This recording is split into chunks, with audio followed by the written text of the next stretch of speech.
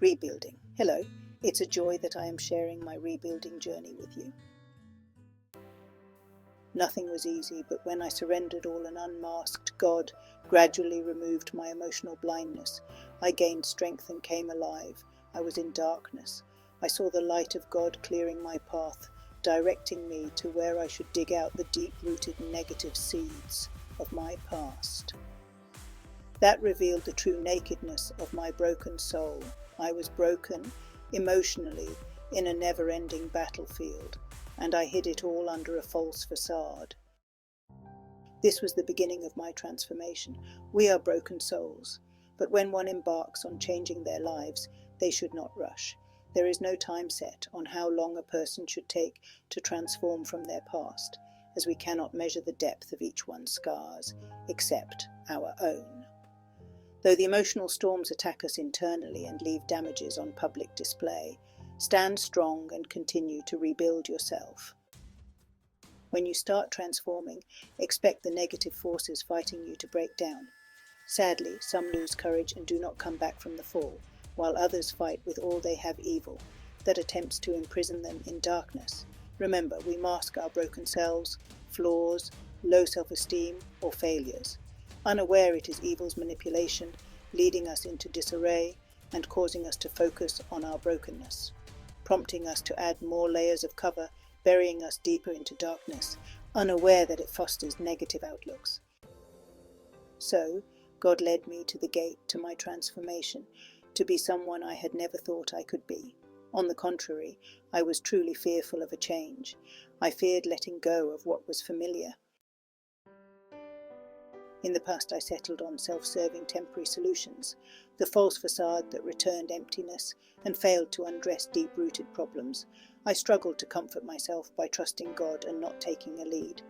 In my mind, being in control was the tool I hoped would always prepare me for the unforeseen, but it distorted my sight, left me disheartened, with habits of becoming short-sighted, with high expectations. While I continued devoting myself to dead relationships, I wondered if God was certain about me. Maybe God was mistaken about me. In as much as you would want to think differently, start appreciating what you have and change your ways. But if you do not consistently talk positively to yourself, it is easy to be drawn into the darkness. Amazingly, even in that darkness, I felt something burning inside, telling me that life can be different if I let go and let God lead. I would be insincere to say there was no help. God came to me in many forms, but I refused to admit my old concepts were destroying my life.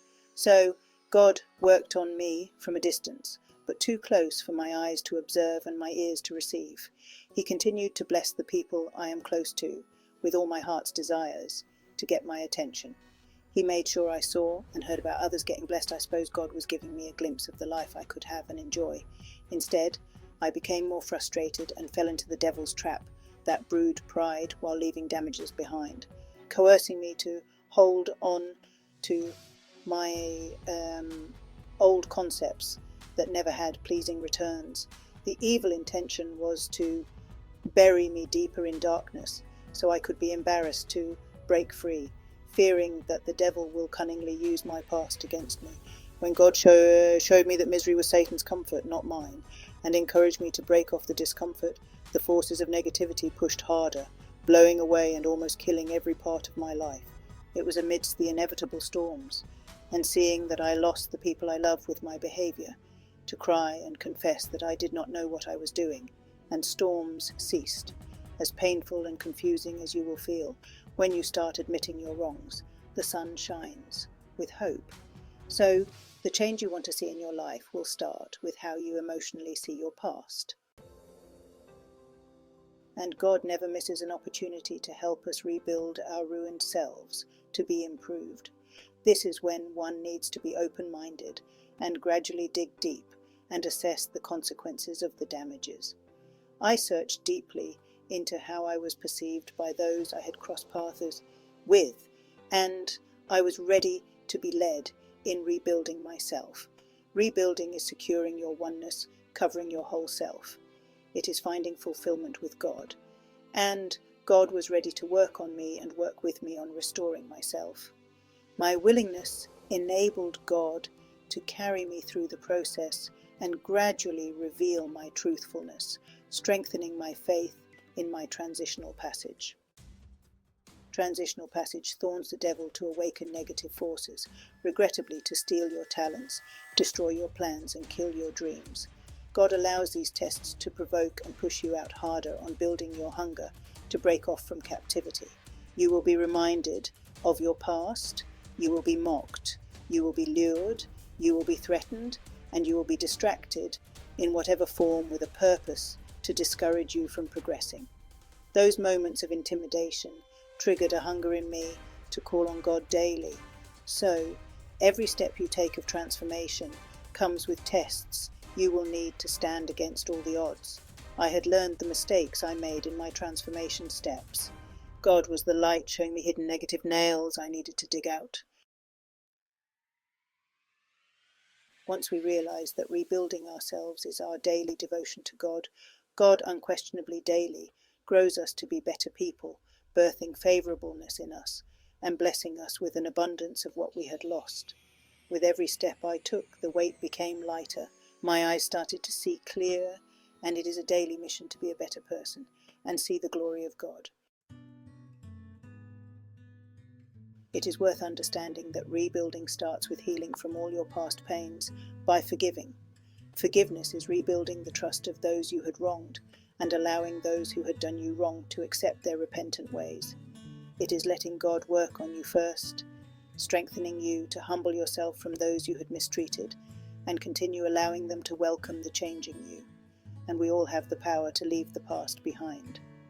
I have now learned that people who bled the most, trying to close my wounds, are left with deeper scars.